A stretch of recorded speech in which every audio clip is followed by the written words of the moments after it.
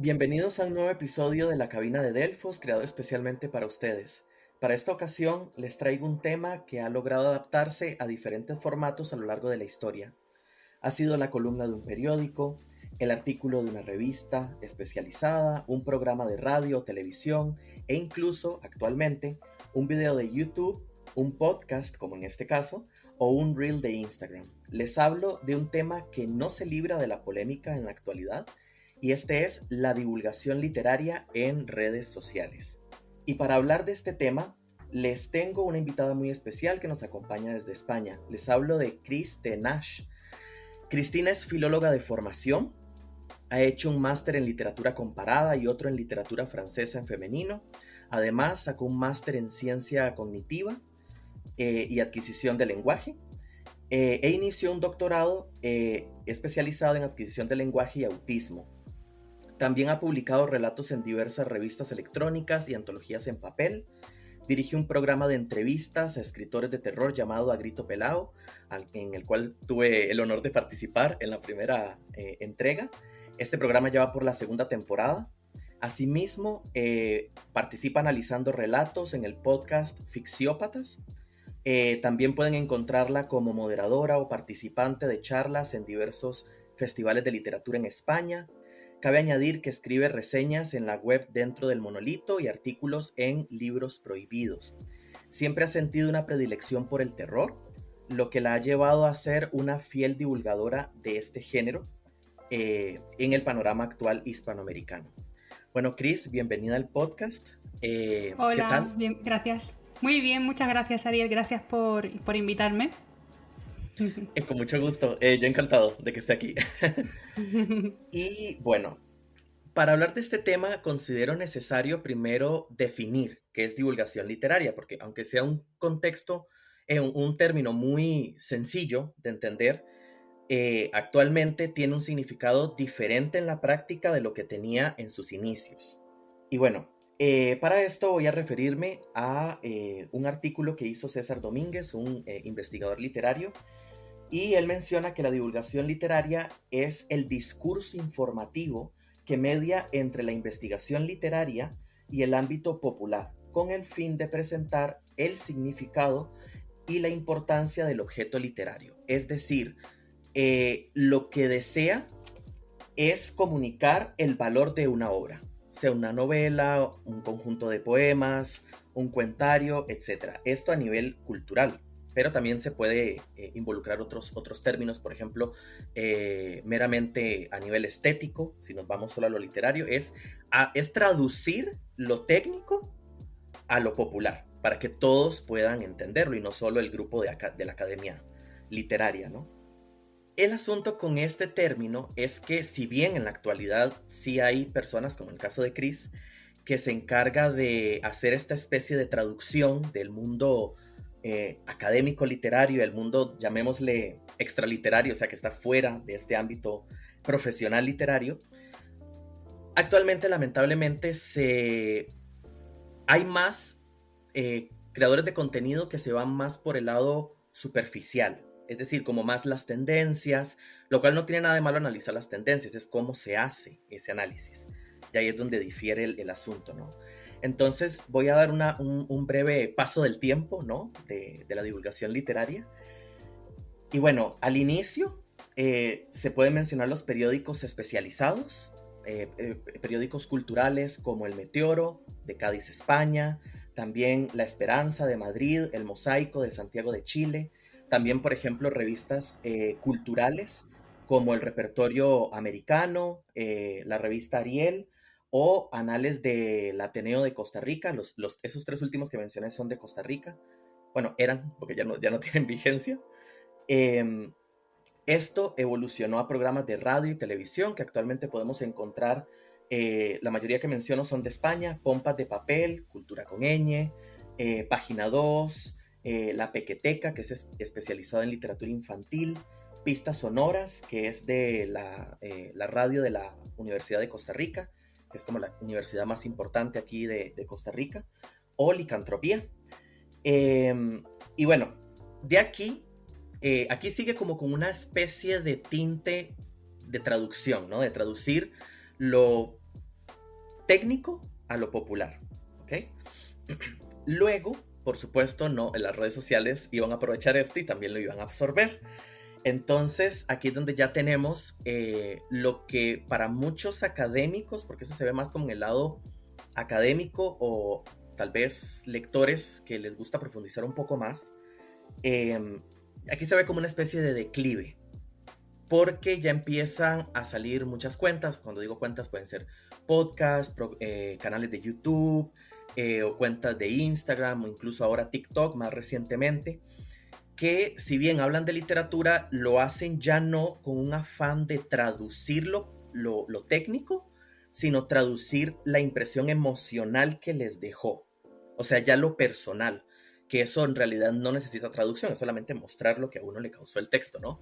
A un nivel como, no sé, no me gusta este personaje, yo quería que terminara de manera diferente el texto, ¿no? Que ya ahí ya no tiene que ver con lo técnico y lamentablemente el público general tal vez puede tomar muchas de estas cuentas como, ok, esto es realmente analizar literatura, esto es realmente especializarse en literatura, cuando en realidad no es así.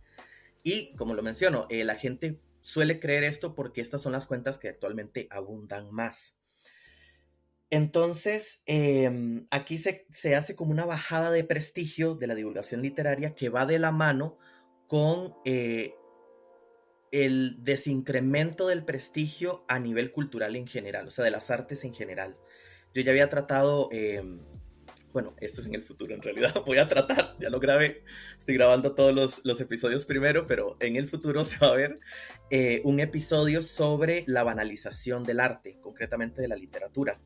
Esto es un ejemplo de eso, ¿no? Que se tiende como a bajar, como que cualquiera puede acceder a ella a nivel de no hay que prepararse, todo bien, cualquiera puede hablar de esto y cualquiera puede hablar si se prepara, ¿verdad? Entonces es como tener esta salvedad.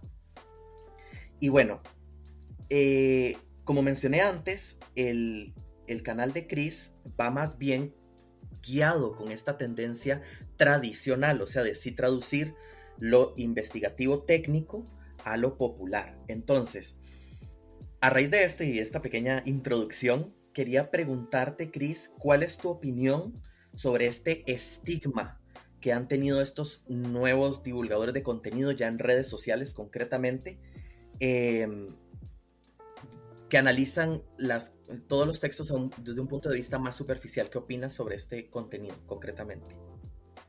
Bueno, gracias, Ariel. Bueno, la verdad es que yo te voy a decir dos cosas, ¿no? Una a favor y otra en contra.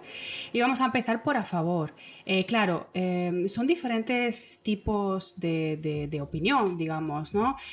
Como tú decías, la divulgación en un sentido estricto no es más que la adaptación de la jerga literaria, ¿no? Del comentario de texto o del análisis de texto o del típico, ¿no? Del conocido como comentarista o crítico literario, ¿no? Que era, bueno, era demasiado inalcanzable para el día de hoy, bueno, y para siempre creo. Yo que vengo de literatura, pues bueno, estoy acostumbrada a estudiarlo, pero no podemos afrontar al gran público una crítica literaria, ¿no? No le podemos dar esto. Entonces, como tú decías, esta adaptación para que en lugar de ser crítica literaria pase a ser divulgación, puede tener diferentes matices. Y como todo, las redes sociales en muchos ámbitos, sobre todo, bueno, pues Instagram, ahora sobre todo también TikTok, y teniendo en cuenta que estamos en el siglo XXI, abogan por el formato no corto, sino ultra, mega, hiper corto, ¿vale? Entonces, si cogemos una traducción ¿no? o una adaptación de una crítica literaria para pasarla a un formato divulgativo y tenemos muy poco tiempo y muy poco formato para poder transmitirlo, lo que va a empezar es a intentar obviarse palabras, frases o análisis para reducirse cada vez más y que sean cada vez más simples. Esto es una adaptación más que otra cosa del medio en el que disponen, ¿no? Los divulgadores hoy en día, pero es verdad que además es también una adaptación a lo que se consume. ¿vale? Como tú decías, no es lo que yo hago, pero es verdad que puedo entender por qué se hace. Y se hace porque vivimos en una sociedad actual en la que cada vez queremos coger más información, pero perder menos tiempo absorbiendo dicha información. Entonces lo que se hace, ¿no? Como todos saben, ¿no? Un pequeño vídeo de TikTok en el que te voy a decir lo que es el género fantástico. Bueno, pues ahí con cinco frases tienes que decir lo que es el género fantástico y punto, ¿no? Y entonces va a caer en qué, en cliché y en cosas típicas, como es obvio. Entonces la gente que solamente quiere ver eso, pues va a creer que eso es el género fantástico, y el que está más interesado en profundizar un poco más se dará cuenta al cabo de un tiempo que estas cuentas no son las que le ofrecen eso. Para mí creo que es una labor necesaria también, introducir la opinión e introducir el formato corto, y esto, ¿no? Esta adaptación un poco más sencilla que decíamos, porque en algunas ocasiones esto lleva a personas que no solían leer o no solían frecuentar este tipo de canales a empezar por ahí, ¿no? Que eso sea como un literatura for dummies, y luego pasar a otro formato un poco más explayado, ¿no? Y más pormenorizado. Entonces yo creo que es una labor también necesaria por esto, ¿no? Igual que aunque yo no leo mucho de mainstream, como tú decías antes, ¿no? No me gusta ir con la tendencia actual, sino que me gusta rebuscar un poco más, pero eso implica que, por ejemplo, mi nicho va a ser muy reducido. Pero entiendo que es necesario que haya gente y que las modas están ahí, y como decimos, pues las modas es lo que hace la mayoría. Entonces ese es el punto a favor, ¿no? El punto en contra, entre comillas, que realmente no es en contra, es que esto puede soslayar labores bastante arduas de otros divulgadores y divulgadoras que van más allá, que tienen una formación literaria, que intentan aportar algo extra cada vez que se habla de un libro o de lo que sea, de cualquier tipo de análisis. Y entonces esto puede caer, como tú decías, ¿no? Como decía antes, en el cliché, y creer que todos somos iguales. Pero no es así, ¿no? Entonces, si alguien quiere ir y buscar cuentas en las que se detalle un poco más, las hay, las podéis buscar. No os quedéis en la superficie si os interesa la literatura, que es lo que yo os propongo, ¿no? Que sigáis más allá. Espero haber respondido. Sí, claro. Me parece muy pertinente esto del formato, porque claro, es como una especie de evolución. O sea, conforme más las personas quieren el contenido rápido, más digerido, pues así se va a adaptar los creadores de contenido y se va a adaptar la información. Desde mi punto de vista, lo mejor en el caso de la literatura es darle su tiempo para hablar de ella, como en una receta, ¿no? O sea, ponerla en el horno lo que necesite. No apresurarla ni tampoco tardar más de la cuenta. Pero sí concuerdo con la idea de que estas cuentas son necesarias, de cierta manera también incentivan la lectura. Entonces, por ese lado se podría dar como un punto a favor. Desde mi punto de vista me sigo quedando más con las cuentas más especializadas, ¿verdad? Que profundizan más, porque en sí son más enriquecedoras. Y me gustó mucho esto que mencionaste de el lector se va a ir dando cuenta conforme pase el tiempo que estas cuentas ya no son suficientes, sino que se necesita algo más. Y cada uno en su tiempo, por supuesto, ya en la literatura cada uno le toca su tiempo de ir más allá. Y bueno, aunado a esto, yo ya mencioné, ¿no? Que tu cuenta no va como con esta tendencia mainstream, sino que va más a lo tradicional. Pero de palabras tuyas, ¿cómo tú dices que diferencias tu cuenta, tu labor de divulgación respecto a los demás creadores de contenido actuales, así en redes sociales? Bueno, desde el punto de vista que hablábamos antes, si me permites, voy a hacer como un poco punto de vista de formato y punto de vista del contenido. Entonces, desde el punto de vista del formato, es verdad que yo me muevo sobre todo en Instagram, pero participo en otras muchas plataformas, como tú decías al principio. Entonces, creo que lo que aporta y que difiere de este otro tipo de cuentas es que yo lo que intento es aprender de todo. Entonces, intento aprender de las cuentas que van más por el tema mainstream, intento aprender de las cuentas que son súper específicas. Esto lo que intento hacer entonces es, por ejemplo, si te vas a una descripción de una fotografía de un libro que he leído en mi página de Kristen Ash de Instagram, pues vas a tener 2, 3 parrafitos, ¿no? Algo muy reducido de 200 palabras o algo así, en lo que voy a resumir un poquito de qué va el libro. Luego voy a hacer una cosa extra que es normalmente, aunque también leo libros extranjeros, suelo enfocarme sobre todo, que esto tiene que ver con el contenido, que lo diré después, a literatura escrita por hispanohablantes. Entonces lo que intento es justamente entrevistarlos y de esta forma ahondamos en el libro que es el libro que he leído, ahondamos en el perfil y en la obra en general del autor o la autora y además incorporamos a mi opinión y a mi análisis las propias palabras del autor o la autora. ¿Vale? Entonces digamos que esto es un poco multidisciplinar, si se puede llamar de esta forma. Por otro lado, en paralelo, como decías, como también hago reseñas y también escribo artículos, normalmente estas reseñas en la página, por ejemplo, de dentro del monolito, la frecuencia es mucho menor porque, claro, ahora ya estamos hablando de unas 1500 palabras sobre un libro, ¿vale? Entonces, como todo necesita tiempo y todos trabajamos, pues esta reseña será de un libro que específicamente me ha gustado y que creo que se adapta también a la revista en sí, dentro del monolito. Y ahí vemos que a lo mejor, o probablemente, o con casi toda seguridad, haré una reseña mucho más larga de un libro que yo ya he leído y del cual he hecho una reseña pequeñita en Instagram, porque me adapto del formato de Instagram es uno, el de web es otro, y luego el de entrevista, que solemos tener una media de 45 minutos, una hora, es otro. Y en paralelo otra vez, ¿no? La cuarta capa es, como decía, por otro lado, de estos libros que voy leyendo y reseñando, muchas veces hay antologías de relatos. Y en el podcast de Fisiópatas lo que hago es que llevo un relato de una escritora y lo analizamos ya solo un relato de forma súper pormenorizada.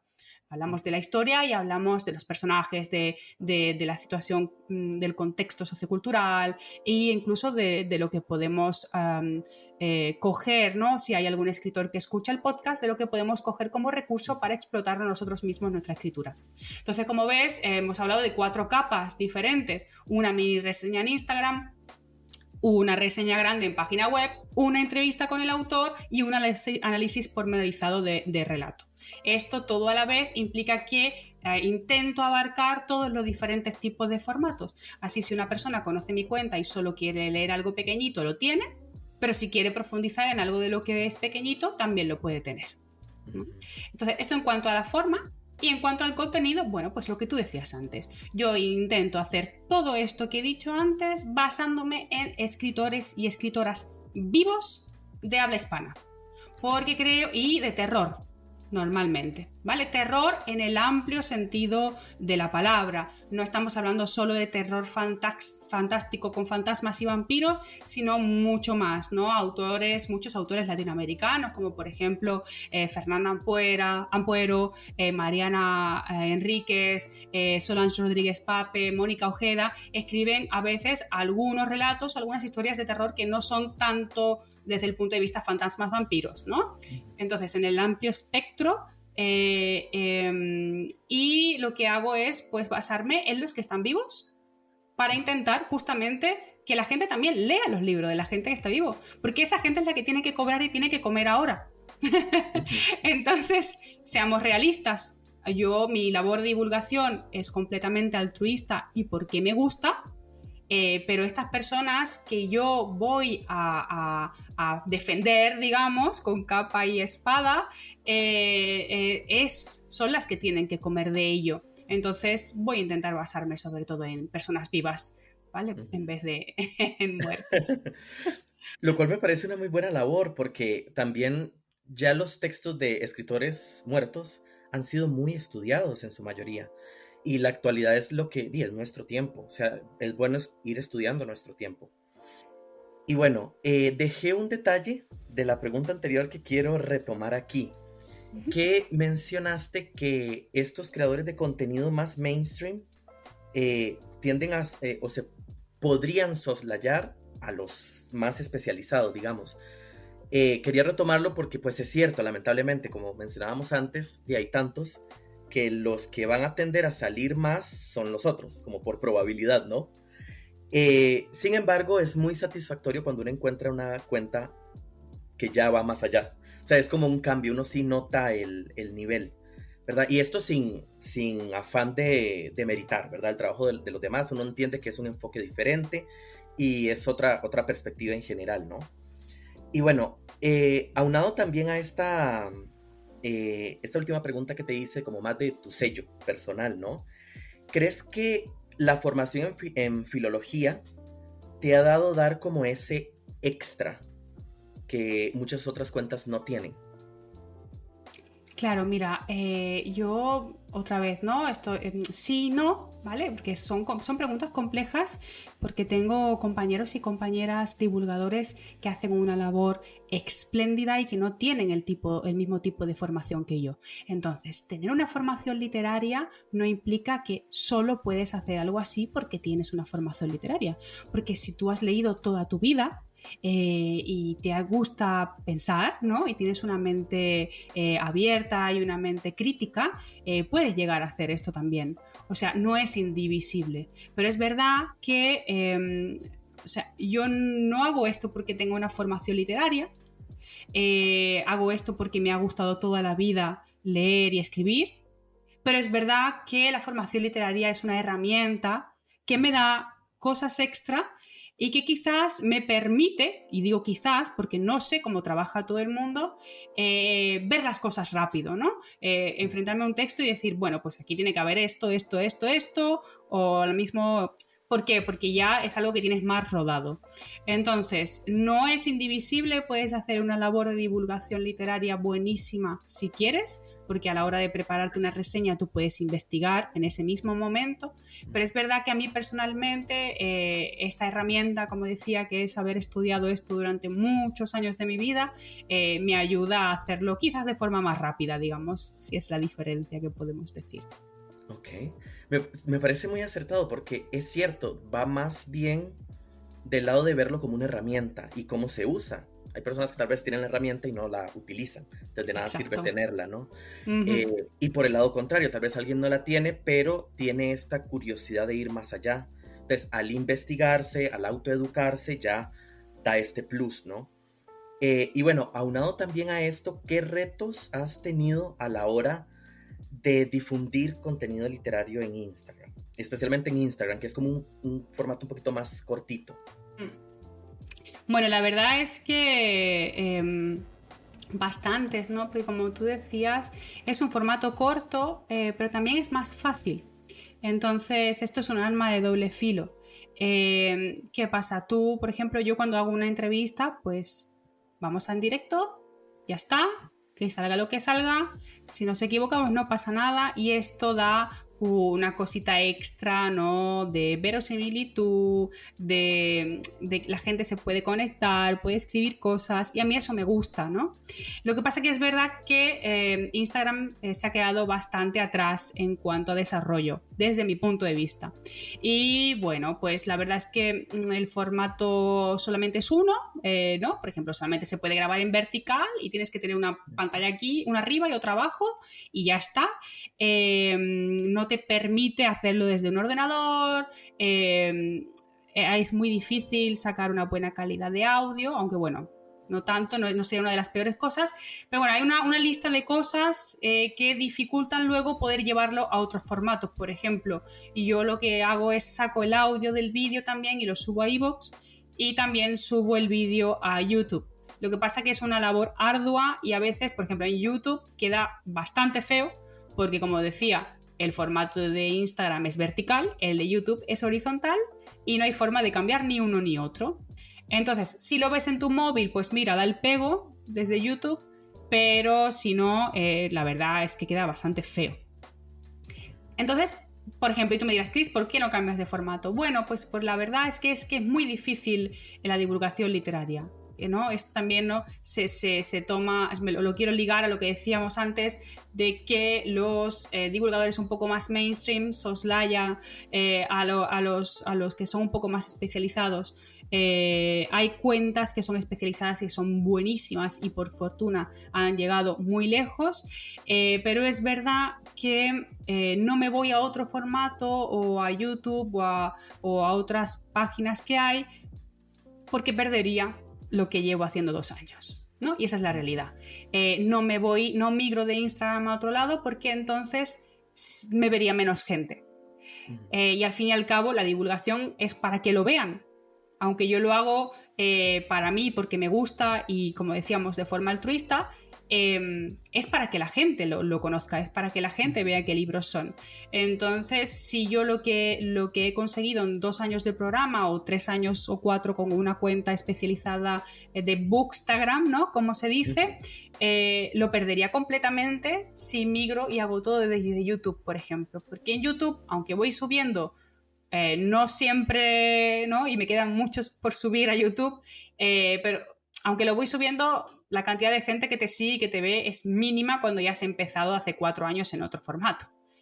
Entonces es esto, ¿no? Es complicado, tiene sus limitaciones y al fin y al cabo tienes que elegir, y cuando eliges, pues te quitas algo, obviamente, ¿no? Ajá. Y bueno, de todos estos formatos en los que creas contenido, ¿cuál sería como tu favorito y tu menos favorito y por qué? ¿De los que yo creo o de las redes que hemos mencionado? No, de los que tú creas. O sea, por ejemplo, entre escribir una reseña en Instagram, hacer una entrevista, ¿a eso te refieres? Exacto. Bueno, la verdad es que todo me gusta porque, bueno, para que volvemos otra vez a lo del flujo, ¿no? El flujo de gente que va entrando. Si yo no puedo tener un favorito, no, porque son formatos completamente diferentes. Me encanta hacer las entrevistas, pero es verdad que son lo que más trabajo conlleva, porque hay que encontrar al escritor o la escritora, hay que fijar y cuadrar unas fechas, hay que prepararse medianamente unas preguntas o unas posibles, ¿no? Intervenciones, y luego pues tienes que estar ahí pues 1 hora, ¿no? Entonces es lo que más cuesta, pero es verdad que es lo más enriquecedor. ¿Por qué? Porque hay 2 personas.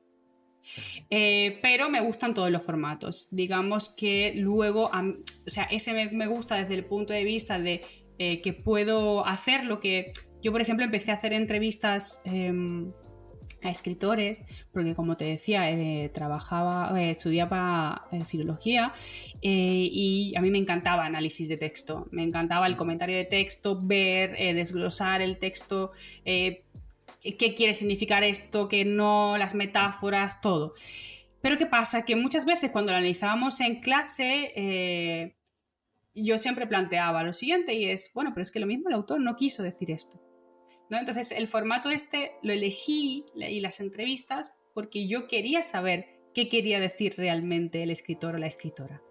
Entonces a mí me parece muy enriquecedor ese formato porque es retroactivo, ¿no? Y se alimenta de lo que dice el autor. Pero también me gusta mucho escribir artículos y reseñas en formato largo, porque bueno, es lo que he hecho mucho tiempo, y pararte y comparar este libro con otro o con una película, ¿no? Lo que pasa es que eso es lo que también te pide más tiempo. Sí, claro. De hecho, la literatura comparada es genial, pero sí requiere más tiempo. O sea, ya son 2 objetos de estudio, entonces concuerdo contigo en el sentido de que requiere más tiempo, pero es más satisfactorio, ¿no? De cierta manera.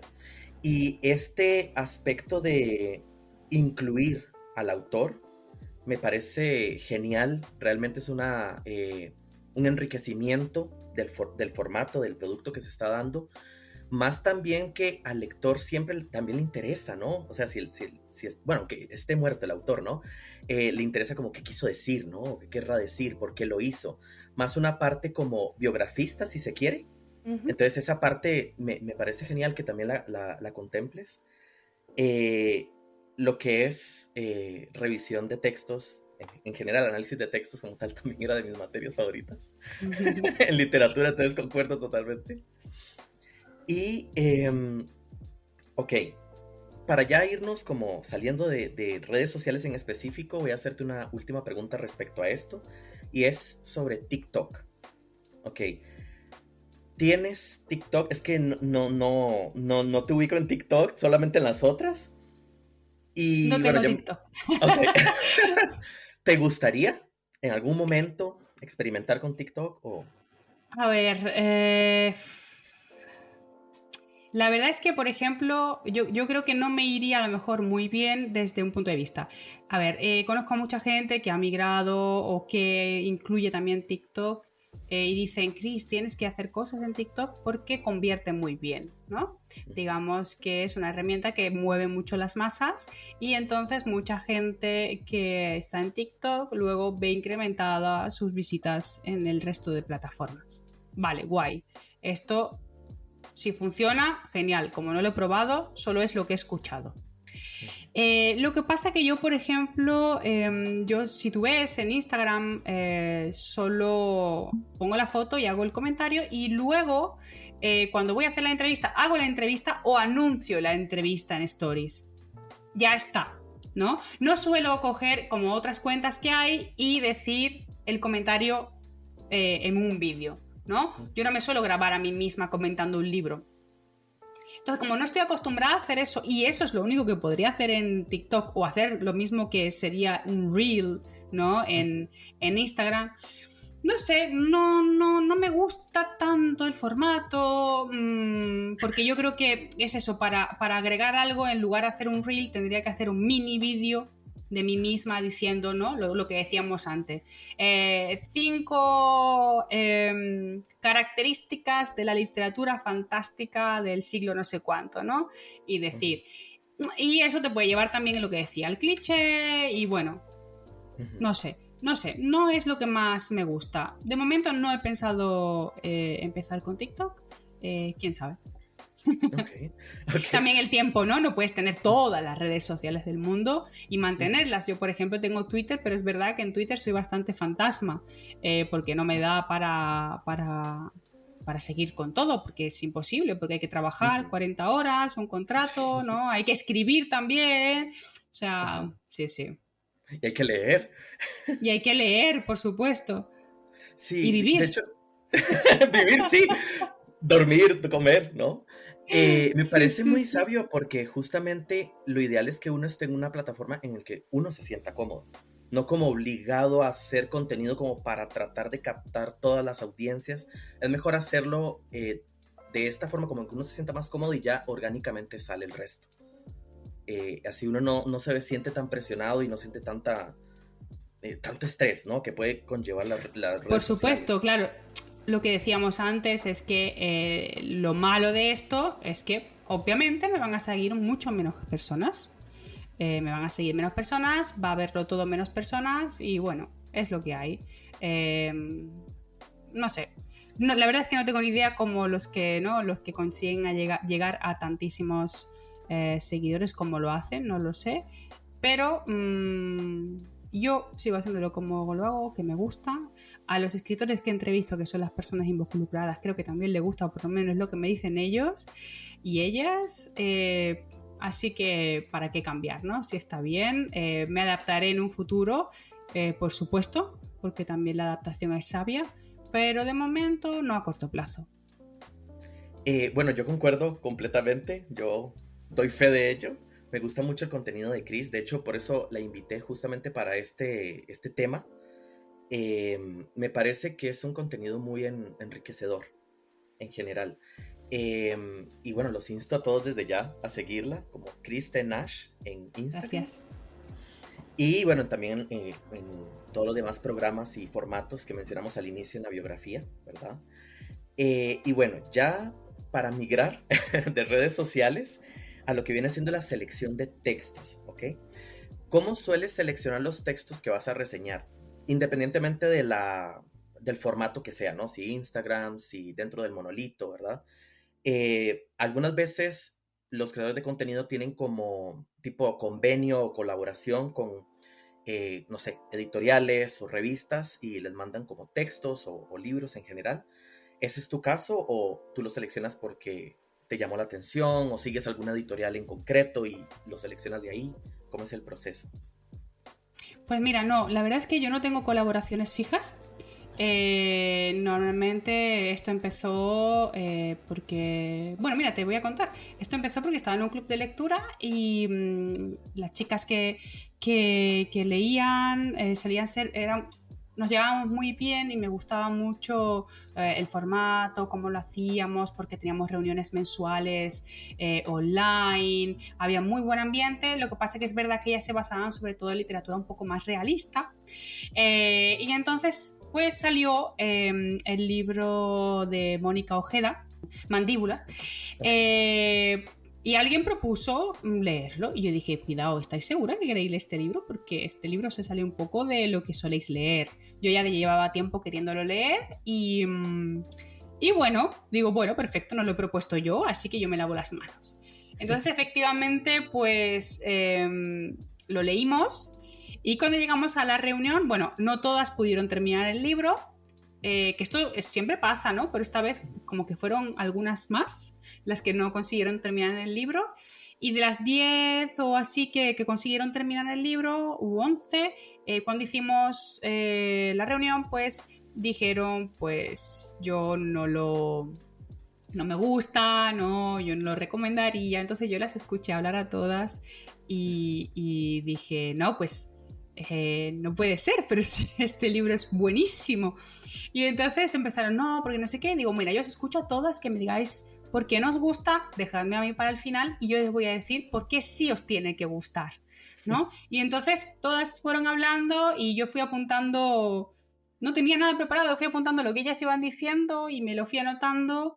Y cuando terminaron todas de hablar, dije, bueno, pues ahora voy a decir yo por qué os estáis equivocando. Y empecé a explicarles todo lo que tenía el libro, que no se habían dado cuenta, por dónde había que tirar el hilo, ¿no? Y cómo esto se parecía mucho al tipo de novelas que ellas leían. Y entonces como que dijeron, o sea, muchas cambiaron de opinión. Bueno, pues ahora que nos estás explicando esto, sí que nos gusta, es verdad, tienes razón, no me había dado cuenta de esto, no sé qué. Y entonces fue muy guay y dijeron, y algunas no habían, los que no habían terminado de leer el libro o alguna que no le había gustado y no se había conectado, pues las otras dieron el feedback y dijeron, wow, pues qué guay, porque Chris lo explicó y tal. Y entonces yo dije, pues mira, he convencido a alguien que para que lea un libro de literatura actual, de una autora viva y de terror. ¿Por qué no hago algo con esto? ¿No? Y así salió de un libro que me encantó. Y empecé, pues eso, en este caso a Mónica le mandé una serie de preguntas porque ella no podía asistir, me las respondió y hice como un análisis / entrevista, pero escrita, ¿no? Y entonces, pues nada, me gustó y a partir de ahí dije, bueno, pues ahora, a partir de ahora, cada libro que lea y que me guste, voy a intentar hablar con el escritor o la escritora y hablar, y hacer la entrevista, perdón. Es verdad que estoy siempre abierta a que algún escritor o escritora me contacte, me diga que ha escrito y después de leerme el libro, pues doy feedback y digo, pues mira, pues sí lo incluyo o no lo incluyo. Obviamente porque estamos, como yo decía, para visibilizar escritores actuales y, bueno, en mi caso, pues de terror, ¿no? Entonces, todos y todas son bienvenidos, pero generalmente es eso. Yo me leo un libro y si me gusta, pues le doy caña. Intento... Y la verdad es que he tenido suerte porque a todos los escritores y escritoras que escribo me dicen que sí. O sea, después de 2 años y de haber hecho pues entrevistas como, no sé, a 40 escritores diferentes, solo 2 personas me dijeron que no. O sea, ¿sabes? Es como, es guay. Y luego es verdad que pues alguna vez muy puntual me han mandado algún libro. Es verdad que, por ejemplo, cuando escribo para Dentro del Monolito, pues como es un grupo y que está súper formado y tal, muchas veces el mismo editor, digamos, jefe, dice, bueno, Chris, voy a pedirle el libro y te lo mando. Pero yo elijo el libro primero. Porque ¿qué pasa? Cuando tú ya estás leyendo mucho de terror, conoces ciertos escritores y conoces qué va a salir, tú dices, va a salir este libro y este ya sé que me va a encantar. ¿no? Y quiero escribir sobre él, ¿por qué? Porque quiero escribir la primera sobre él, porque va a salir ahora mismo, ¿no? Y entonces, pues les digo a los de dentro de Monolito, a ver, ¿puede ser? Y me dicen, pues sí, pues no, ¿no? Y me lo mandan. Y entonces en este caso, pero no es que ellos me dicen escribe sobre esto, sino que yo ya le tengo el ojo echado a esta publicación y que quiero ser la primera en leérmelo y en escribir sobre ello. Y entonces por eso me viene. Alguna vez sí que me ha llegado algún libro, pero más para presentarlo, ¿no? Como decía, asisto a ferias y conferencias, todo eso de literatura fantástica aquí en España, y entonces muchas veces me llegan los libros si tengo que hacer de moderadora en alguna mesa redonda o si tengo que presentar algún libro junto con el escritor, ¿no? En estos casos sí que son colaboraciones, pero no está dentro de, digamos, mi canal, sino que es más para afuera. Pero bueno, generalmente ya te digo, son cosas que me gustan. Bueno, me parece muy bien, y me queda una duda con respecto a este tema de seleccionar autores meramente tal vez hispanohablantes. Es porque tal vez quieres darle como un énfasis, digamos, a todos los escritores vivos, ¿verdad? Como ya hablamos, de nuestra lengua. O, por ejemplo, tal vez en Ficciópatas sí analizas textos de otras lenguas. O también No, sigue teniendo la misma tendencia. no, yo Ficciópatas, nosotros somos tres. Ok. Está Eric, Víctor y yo.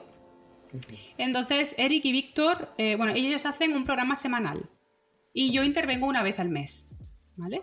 Entonces, ellos hacen análisis de cualquier tipo de relato, de autores, autoras, muertos, vivos, extranjeros, sin ninguna distinción. Y yo lo que aporto a ese programa es llevar un relato de terror de una autora viva, sola autora, Ok. ¿vale?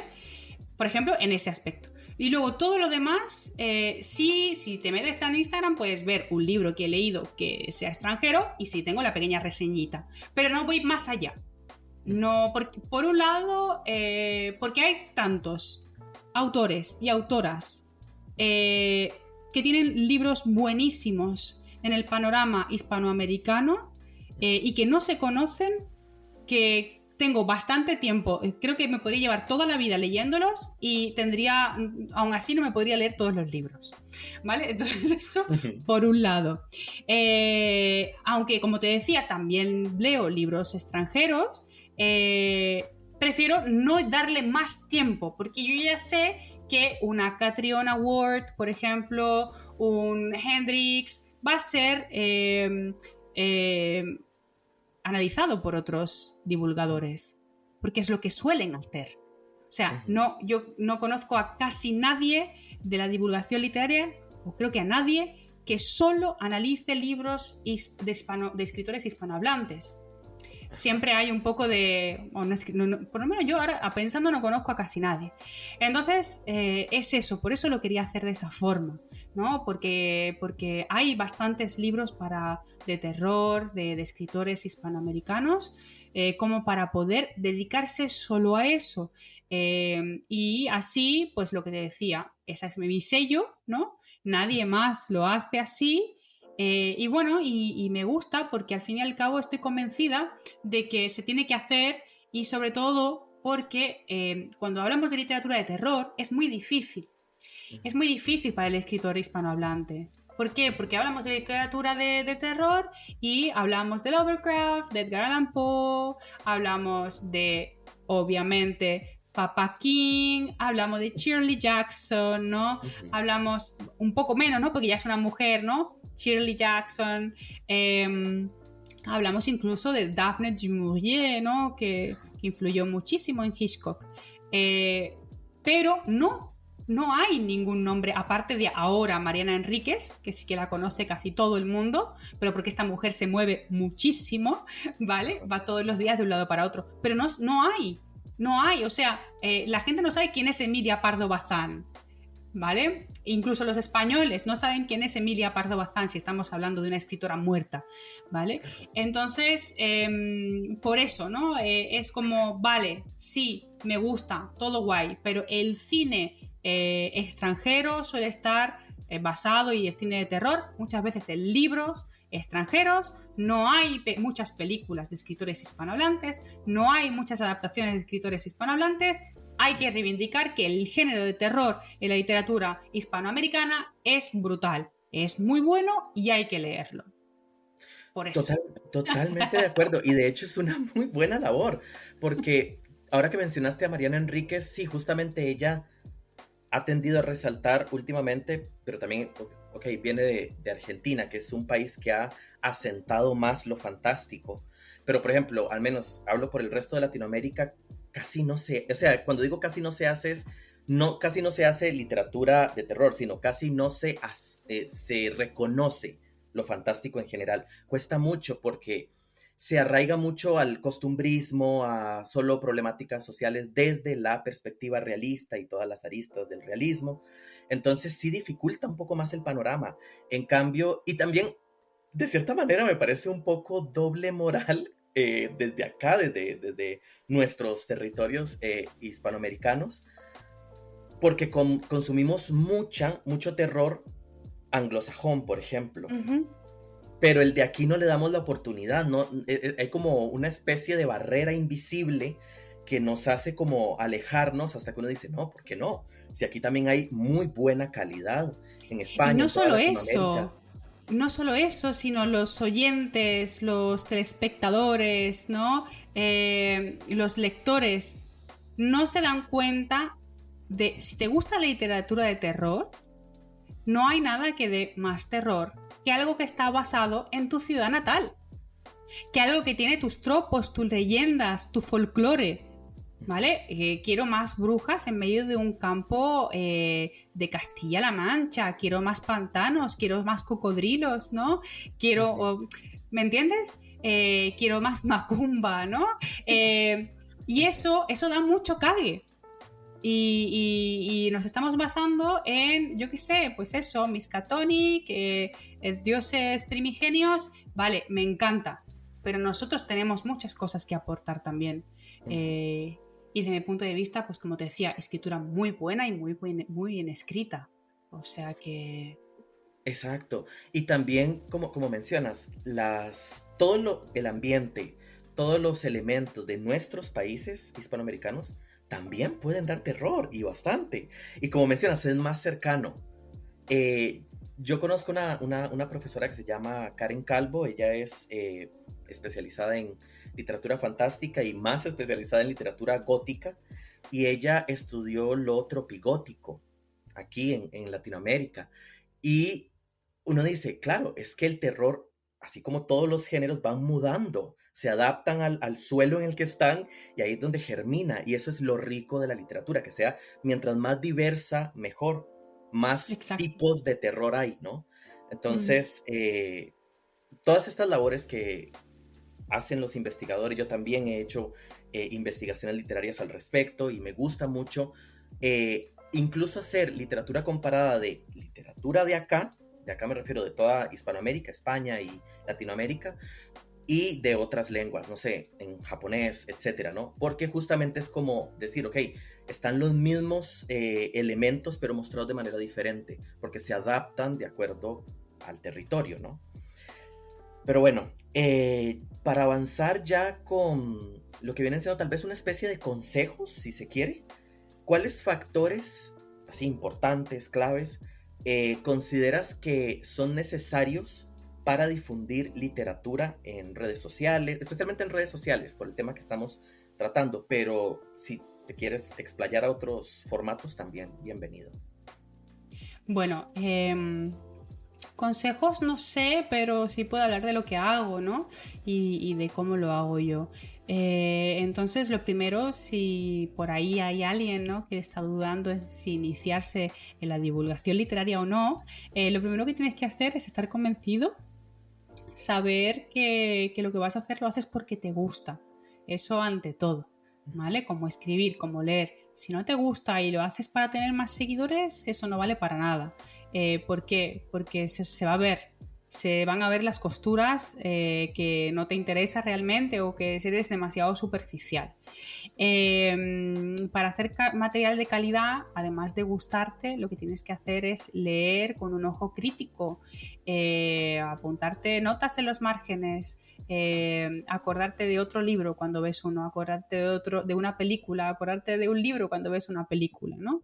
Pues es eso lo que decíamos antes, no hace falta estudiar una carrera de literatura, ni especializarse en literatura, solamente tiene que estar ese ojo crítico, intentar mezclar todo, y también llevar tu experiencia personal y profesional a este ámbito. Te digo, por ejemplo, ¿no? Imagínate, yo tengo alguna compañera que es bióloga o es química, y entonces a la hora de comparar, pues a lo mejor lee un poco más de ciencia ficción, ¿no? Literatura fantástica de ciencia ficción, y lo compara con cosas que pueden ser, con cosas que no pueden ser, cómo podría ser otra vuelta de tuerco, un mundo apocalíptico de no sé qué, ¿no? Es llevarlo, todo lo que sabes, no solamente lo que has leído, sino todo lo que sabes y meterlo ahí, porque eso es lo que va a hacer dos cosas. Uno, que sea súper interesante porque estás siendo multidisciplinar, y dos, que sea creíble porque estás siendo tú y estás dando tu propio granito de arena. Eso hace tu sello, ¿no? Digamos, único, y tu forma de escribir única, y tu forma de comentar y reseñar única. Y bueno, pues eso, que te guste, que seas tú mismo, que te lleves todo lo que sabes para hacerlo, y que resistas, porque va a haber veces en las que dices, joder, he hecho una entrevista y se han unido 2 personas, ¿no? No ha preguntado a nadie, no ha comentado a nadie nada, no pasa nada, porque eso queda ahí. Primero, tú has aprendido, tú te has enriquecido. Segundo, si estás entrevistando a una persona, esa otra persona va a estar agradecido o agradecida siempre porque alguien está valorando su libro. Y tercero, pues bueno, quién sabe, quién oirá la entrevista en un futuro cuando estemos muertos, ¿no? Exacto. Nunca se sabe. Y un aspecto que yo añadiría sería, la persona estaría haciendo lo que quiere, no se está dejando guiar como, por miedo, tal vez no va a ser visto, porque siento que eso es una trampa, ¿no? Ahora que lo mencionaste, el hecho de irse por la fama, entre comillas, ¿no? Eso lo tiende a arruinar, porque ya uno se va a dejar de ser uno mismo y adaptarse a justamente lo que estábamos hablando, las tendencias, ¿no? Y ya hay mucho contenido así, ¿verdad? Claro. Entonces, eso por ese lado. Luego, bueno, ¿qué crees que se necesite para mejorar en el mundo de la divulgación literaria en redes sociales? ¿Cuáles son esos aspectos que tú dices, mira, se podría mejorar por este lado? Pues mira, hace unas semanas era el Festival de Literatura Fantástica Hispacom en Zaragoza, aquí en España, y hicimos una mesa de literatura en femenino, y las participantes pues éramos divulgadoras, escritoras, editoras y lectoras, ¿no? Porque todas éramos lectoras también. Y comentamos un poco algo parecido a esto, que es cómo puede incentivar que la gente lea, pues, o oiga, ¿no? O vea cosas escritas o hechas por mujeres, ¿no? Y aquí a la pregunta que tú me haces sería lo mismo, es creando grupo, ayudando, interactuando. O sea, si hay un divulgador o una divulgadora que está haciendo, por ejemplo, como yo, esto de esta forma, y hay otro que hace esto de esta forma, quedar, hacer un capítulo, como estamos haciendo tú y yo ahora, Ariel, un capítulo o un podcast juntos, intercambiar ideas, crear proyectos, e incluso, bueno, pues desde el punto de vista digital, hashtags, ¿no? Leo terror, ¿no? Hashtag divulgación literaria, ¿no? Cosas así, ¿no? Intentar trabajar en equipo, porque al fin y al cabo hay muy poca gente que lee. Dentro de la gente que lee hay muy poca gente que lee cosas que no sean mainstream. Dentro de toda esa gente que lee cosas que no son mainstream, hay una pequeñita parte que lee fantástico, ¿vale? Y de esa gente que lee fantástico hay una... el terror es, digamos, lo marginal dentro del género marginal, Ujú. ¿vale? Entonces, nunca es suficiente. Yo soy una defensora de la literatura en general, pero soy una defensora ante todo de la literatura fantástica. Entonces, quedar juntos, hacer festivales, crear podcasts, charlas, es lo mejor para enriquecer. Para que si tú haces una cosa bien, por ejemplo, ¿no? Hay una cuenta que es muy buena haciendo divulgación, compartiendo, subiendo seguidores, pues esa persona puede coger y decir, voy a hacer algo diferente hoy, voy a invitar a una persona que lo hace de otra forma para intentar que esa persona me ayude a mí en la calidad o en la precisión del análisis, y yo le ayudo a esta persona a subir seguidores y a que más gente lo vea, ¿no? Todo esto que nos permiten las redes sociales, que es el punto positivo de las redes sociales desde mi punto de vista, es lo que se debería explotar para poder divulgar más, mejor y llegar como unos patitas de tentáculos, ¿no? Unos tentáculos por todos lados. De hecho, y totalmente de acuerdo, siempre cuando se colabora se gana más y es más enriquecedor para ambas partes o todas las partes involucradas. Uno aprende del otro, el otro aprende de uno. Como mencionas, ya no solo la cuenta, sino también el mismo contenido se va nutriendo. No está mal hacer uno, ¿verdad? Por cuenta propia algo, pero sí es más enriquecedor cuando uno involucra a otros. Más en este gremio, que como mencionas es muy pequeñito, en la literatura fantástica, de ahí sí, entre las dos grandes tendencias es la marginal, digámoslo así, ¿no? El realismo siempre ha estado dotado de fama, por decirlo así. Es como la hermana famosa, ¿no? Y el fantástico es un poquito la rara, ¿no? La hermana rara de la familia, pero genial. También raro no significa que esté mal. Al revés. Y exactamente, más bien, más enriquecedor. Y bueno, solamente voy a decir que estamos en el mismo equipo. Yo también estoy interesado en divulgar más sobre literatura fantástica. En general también de otros aspectos de literatura que tal vez casi no se hablan. Por ejemplo, revisión filológica, que tiene que ver por ahí, ¿no? Tal vez cuestiones más técnicas como cuestiones editoriales. Por ejemplo, toda esta primera temporada del podcast, lo he querido enfocar en ese sentido. Ir viendo diferentes áreas, que tal vez algunas se ven más, otras no se ven tanto. Entonces, ese ha sido mi afán. Ya vamos a ver qué hacemos en la segunda. Pero bueno, Seguro que va a salir genial, y lo que necesites ya sabes que estoy aquí, ya sea intervenir o darte contactos o ideas, bienvenidos. Muchas gracias. Igual, si yo pudiera ayudarle también en algo, totalmente disponible. Y bueno, ya para terminar, podemos dar unas palabras finales. No sé si quieres empezar. Bueno, pues nada, por un lado, a todos y todas los que escuchen, les invito a que me sigan, a que escuchen y lean lo que escribo, y que no duden en comentar, darle al like, escribirme mensajes privados si les interesa algún libro o comentar algo más, o tienen alguna idea o quieren participar o que yo participe en cualquier cosa. Siempre está abierto. Por otro lado, que la divulgación literaria es necesaria, y la divulgación del arte en general, o sea que nunca hay suficientes manos, así que tenemos que unirnos todos y todas para llegar más lejos.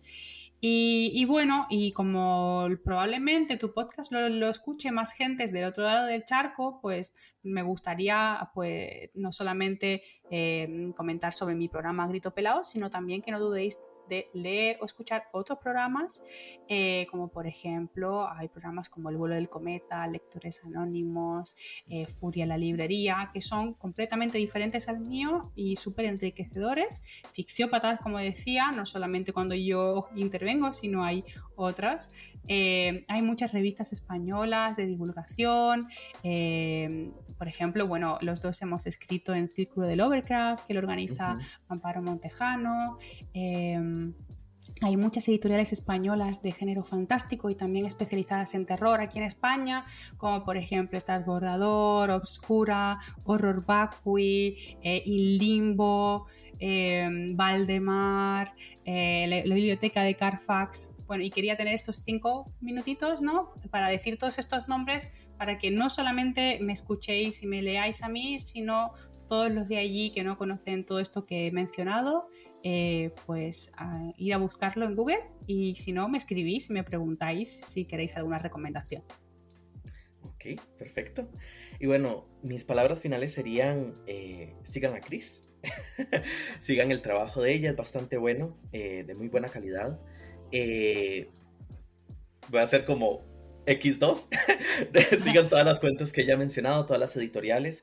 Yo he leído varios libros, por ejemplo, de Obscura, ¿verdad? De la biblioteca de Carfax, etcétera. Y son de muy buena calidad, es decir, no es solo como terror por terror, sino es un terror bueno, o sea, buena calidad, ¿no? Y aparte de esto, quiero retomar la idea de que en nuestro territorio hispanoamericano, en nuestra lengua, el español, también se da terror de buena calidad. No hay que buscarlo solamente afuera.